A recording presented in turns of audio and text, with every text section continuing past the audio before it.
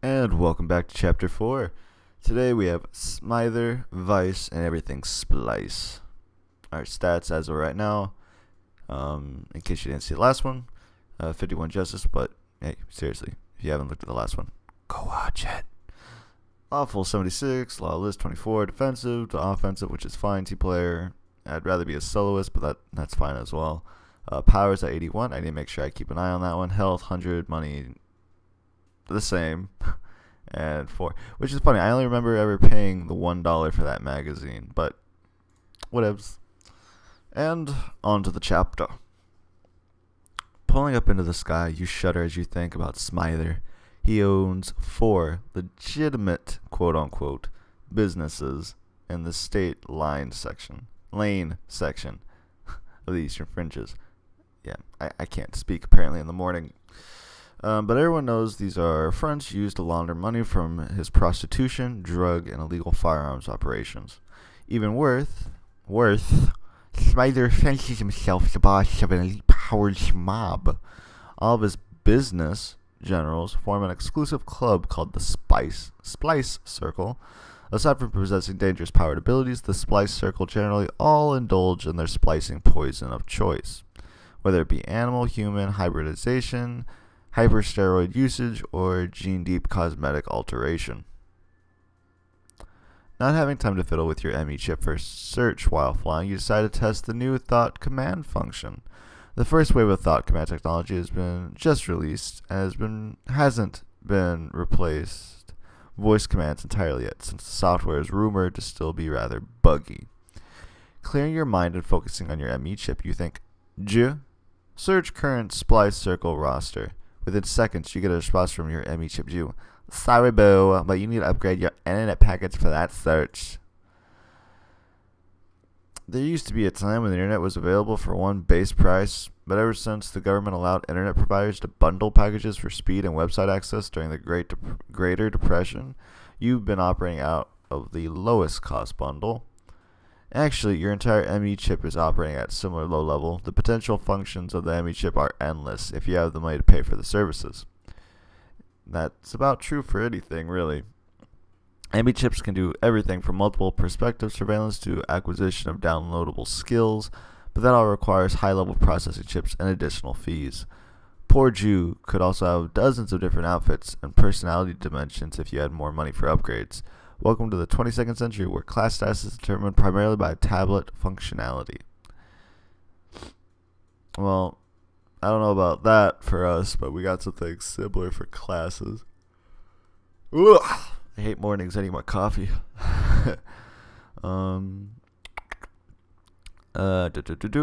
unfortunately for you, it looks like it's time for an internet upgrade, which is going to cost you. Authorize upgrade and execute search, you think, trying to focus the command through the cloud of frustration in your head. It won't be long before they start charging for air per breath, you think. Immediately, several holographic web images flash before your eyes. One is chart listing the Splice Circle's current roster. Another is a view of air humidifiers, and the last is a list of services for anger management. Understanding why many reviewers have bashed the ME chip's Thought Command function for acting glitchy, you try to focus on the roster listing. If that just cost me, that didn't cost me a whole lot. That cost me $10. The Splice Circle rumored roster: Boss Smither, Security General Boulder. Which roster do you want to read next?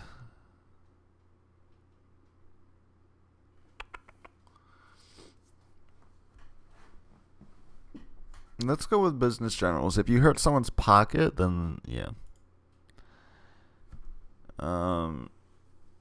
Shed Club, Madame Vice, status: the Rival Bar, Kirkpatrick, counselor. Fetish Sinden, Wanda W. Ace High Casino, 3rd degree. Kirkpatrick is the latest addition to the circle, brought in to run Smither's newest establishment, the Rival Bar.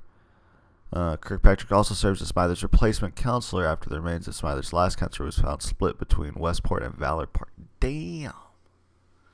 Madam Vice and Smither have recently ended their multi-year affair on a sour note. Oh, causing many to wonder how long Vice will hold her position within the circle. Do you want to read about the crime generals too? Yeah, I want to be prepared. Prostitution, lollipop, lollipop, oh, lolly, lolly. Firearms, casing, underboss, drugs, fracture.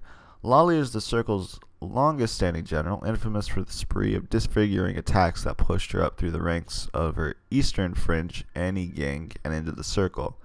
Casing remains Smither's most prized general, currently serving as the Splices Circle's underboss. Satisfied with the knowledge of the Splice Circle, you prepare to take off towards Static Lane, until you notice a bright flash coming from one of the surrounding rooftops. Focusing on the source, you see it's a reporter obviously working overtime to break the first scoop on the story. You really need to find Smither quickly, but you should take the time to swoop down for a quick interview. I don't give a damn about the press right now. Maybe. No, because if he gets the story out and I'm headed there, then they'll be warned, right? I feel that this is the kind of story that would do that. Like, because we have ME chips, they could instantly broadcast it. No. You fly in the sky knowing you don't have a single second to waste, but as you pull up into a big cloud, your ME chip sends you a web alert. Hi-ho! Your ego scan sent an alert, McJew said. Looks like there's an article in the press about you. You do you, honey child. Exactly. You forgot you had even set the press alert, but it's a good thing you did. Whether you want the attention or not, you should be aware of what's being said about you in the press, though you didn't think it would start happening this quickly. This alert takes you to Hero Press blog, where you find a photo of yourself taken literally seconds ago flying away from Tracker's penthouse. The caption reads, Unknown newcomer cracks first lead in Gravitas case. More to come. Photo captured by Sonja Chala. Even though getting press isn't your priority, it's not the worst thing in the world for people to start recognizing you. Despite yourself, you tell Drew to archive the article. It's the first official press-related legend boost of your career, after all. I got a legend boost? I did! I got a 5. It's so beautiful. I love you. Thank you. Next. Legend prize unlocked. As a bonus for achieving one of the highest possible at this point, your health level has been restored and raised to 110. I never lost health yet, so that's nice. I mean, thank you. Has been restored. I kind of wish now I was being a little bit more. No, because wait. Did it say my energy level by chance? No, my power level's still at 81. God damn it.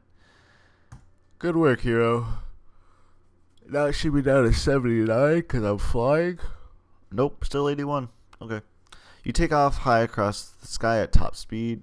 That should have been 5 energy then. Oh well. No, you needed to get to Static Lane before the police do or before another hero encroaches on your case does.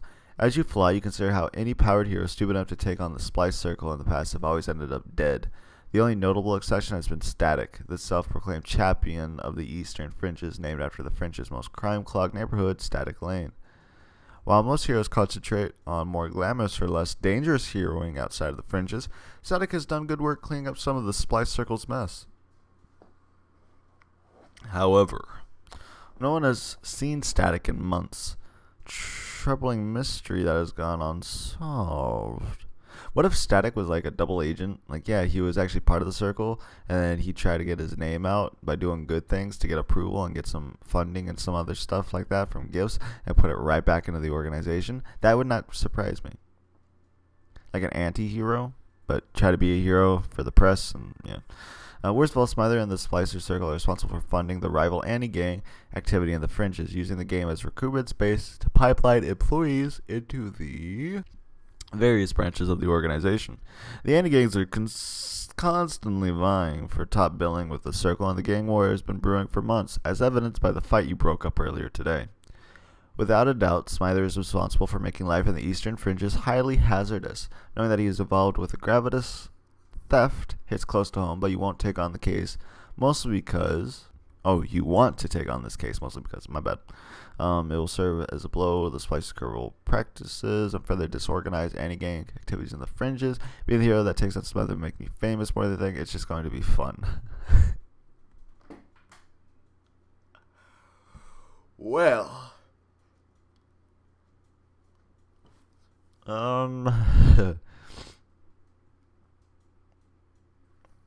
Why not? Just go for the first one. Um, I'm like a goody goody two shoes right now. It's making me sad in this. Smiler has remained untouchable thanks to a team of high-priced lawyers and some corrupt contacts with the MC government. So catching him with the gravitas could be rare. Illegal thread capable of unraveling an entire Splice Circle organization, and doing so would definitely improve life on your hometown quite a bit. You can't think of a more worthwhile heroic pursuit. However, as you begin to breathe a bit heavier from the exertion of flying so fast, you think about how advanced this case will prove to be. Smither is no joke. He and his crew will kill you in 1,000 different ways, without hesitation. Perhaps this might be a bit more than you can handle on your first night out.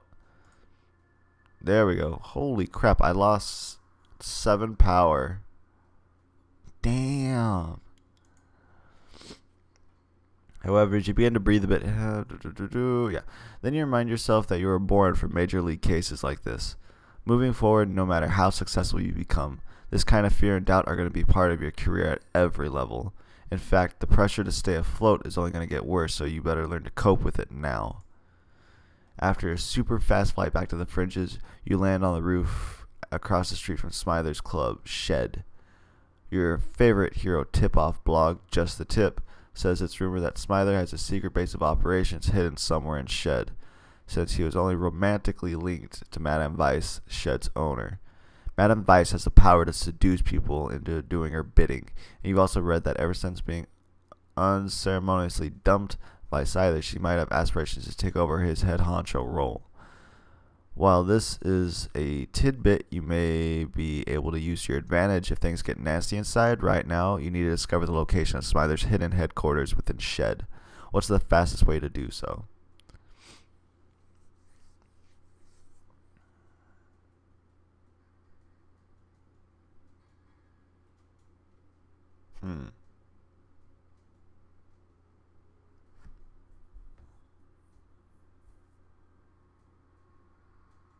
How old's this kid again? 19? And what do I know? It won't show me. Shit. I do have money. I have plenty of it. I could break in.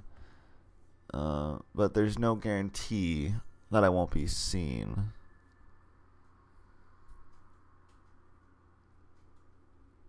You know what? I'm doing it. I'm gonna go in through the front door. You float down to the street and walk up to the front door. Oh, you didn't change?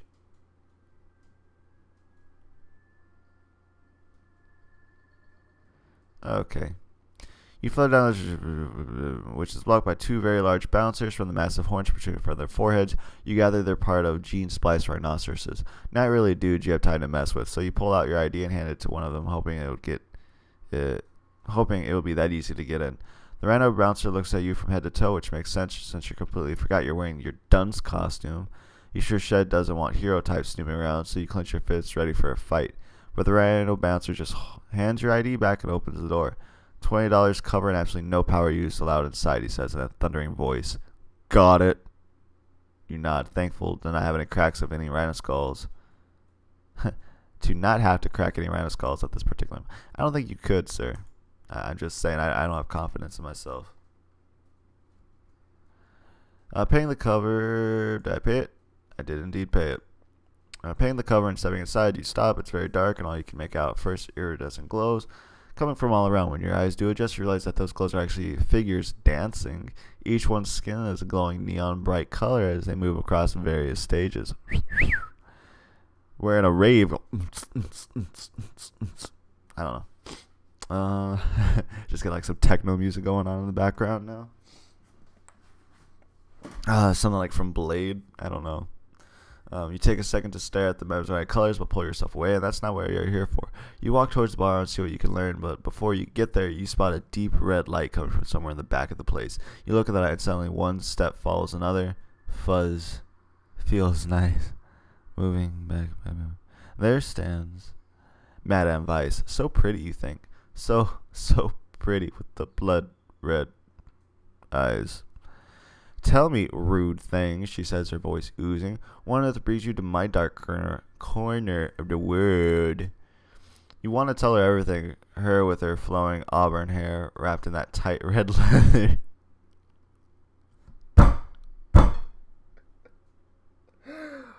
Oh no. Her body impossibly curved with plastic enhancement. Her perfect chest spilling out of that corset. Her full lips wet. You want to trust you more than anything. You want to touch, you want to tell. She's so pretty. Just tell. Oh my god. I came to a strip club. Ugh. I'm here too, but as the words leave your lips, one thought breaks through the rest. Madame Vice has hypno-seduction powers, which must be why you can't seem to think straight. As you feel the slightest bit of control creep back, you decide that you better not waste the opportunity. How are you going to handle Madame Vice? Shit.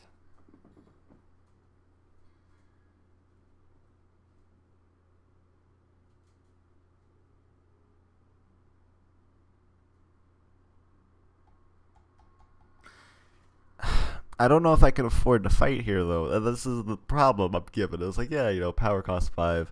That'll put me down to, what, 69? Hey, 69 in a place like this.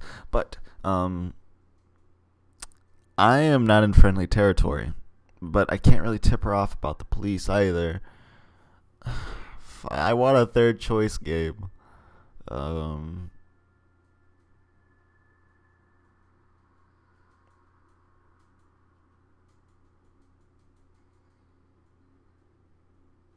Why would I want to save herself? Well, I guess she does have a grudge against him. So maybe if I go with that first choice, I could be like, hey, by the way, I heard that you were trying to become new head honcho. Yeah. I heard that you want the new cojones in the family.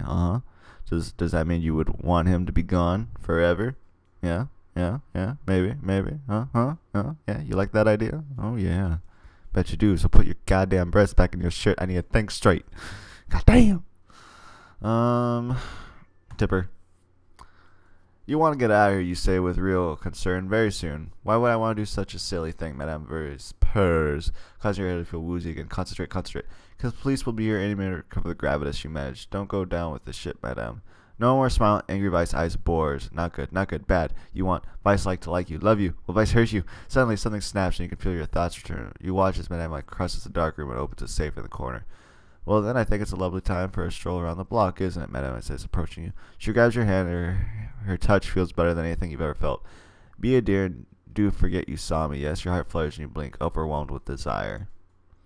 A moment later, you open your eyes and find that Madame Vice is nowhere to be found. You feel a cold rush of... It's only the aftereffects. Long, red, white whip tipped with gold. You examine the gold tip of the whip and you can't believe your eyes. The gold mechanism is a telelock, a wildly expensive and illegal security measure that grants teleportation entrances into doorless homes. The only way into Smither's secret headquarters must be through one of these telelocks, which you imagine only as splice generals carry. Since telelocks take the form of tokens unique to each owner and only respond to their brainwaves, it's useless to you without Madame Vice. Though there is one trick you might try. Before you give it a shot, you feel a tap on your shoulder. You raise your fist and spin around, freezing the moment you instantly recognize the face smirking back at you. It belongs to Jury, another aspiring hero who stands with his arms crossed, the wind from the open door flaring his black and white costume, which is made to look like a sleeker version of Judge's robes. Which makes total sense because Jury's real name is Aaron Victon. No! He's the son of Judge Victon, who is now better known as the long-standing mayor of Millennia City, the man who sentenced your parents to their lifelong prison exile. Oh, fuck off. Jury has the power to see through the eyes of 12 nearby people at once, hence the code name. He's become a C-list hero, everyone. Thanks mostly to his father's position. Anything Jury has gotten, he has bullied or bribed out people thanks to his last name, or charmed them with his good looks and social status. If you had the advantages Jury had, you'd already be MC's #1 hero and you know it. You really are inclined to hate Jerry for just about every reason, but you have to be careful not to give away your real identity. The last thing you want is for a victim family to know the connection between your Dunce, Sterling, and Sashimi identities. Well, you're new, aren't you? Jerry says, looking you over from head to toe like a piece of meat. What's your name, stud? Your skin crawls under Jerry's gaze, and you force yourself not to consider what's running through his mind. Jerry is a conventionally attractive blonde guy, so you're sure he does quite well for himself. And obviously, Jerry likes what he sees. I'm a guy, so that's creepy. But you're definitely not into guys. Even if you were, you wouldn't touch Jerry with a 10-foot pole. Still, he doesn't necessarily have to know that yet. How do you want to play this?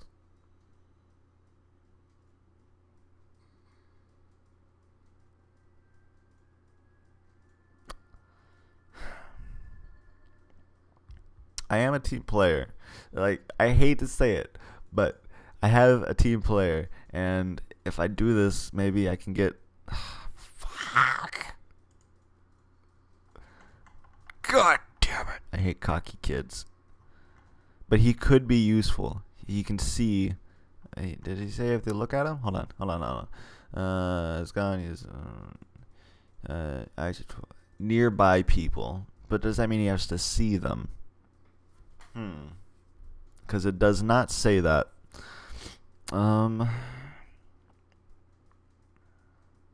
Fuck it, I'll flirt.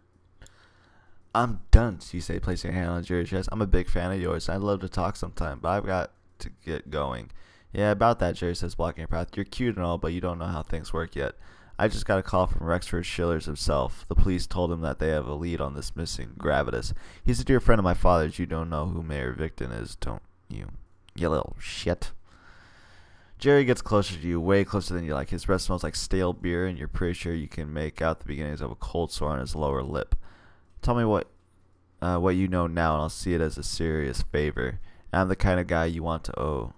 I'm the kind of guy you want to owe you if you get my drift. Jerry puts his hand on your hip, and you pull away, trying desperately to keep your cool. And if I don't, you ask through clenched teeth. Jerry's slick smiles fades. Let's just say that having the Mayor of Millennium City as an enemy isn't a really great thing for an aspiring hero, is it? There's no in hell you're backing down from this case, no matter what Jerry threatens you with. Still, you don't need to find a way to get him off your tail. He could cause some serious trouble for you if he gets to the Gravitas first.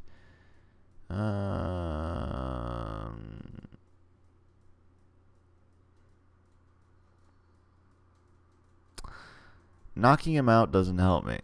Lying to him, maybe. I'm going to send him on a false tip. Listen, the police gave me a special tip, you say with a warm smile. They said, save your breath, Jerry says. I know exactly where I'm going. I just need the amateurs to stay out of my way. Got it?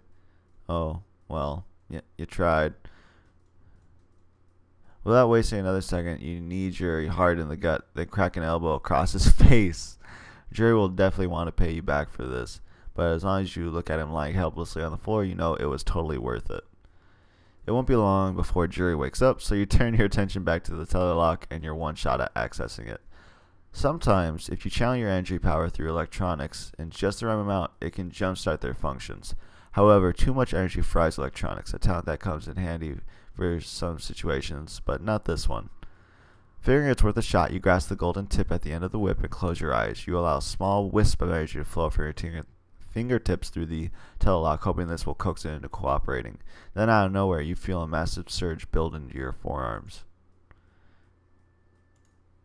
60. God damn. No! You shout out loud, unable to stop a wave of black energy from bursting through your hands. With the light from your blast clears, you see a charred remains of the whip in your hand, and the golden telelock is completely shorted out. Despite years of training, your powers can sometimes act unpredictably, though this was a rather inopportune time for a surge to flare up. What are you going to do now? Before you can even finish forming that thought, you feel your insides turn fluid. The room swirls around you and you stagger backwards. Then you scream. And that is the end of Chapter 4. I hope you enjoyed it, and I will see you in Chapter 5, Prodigies.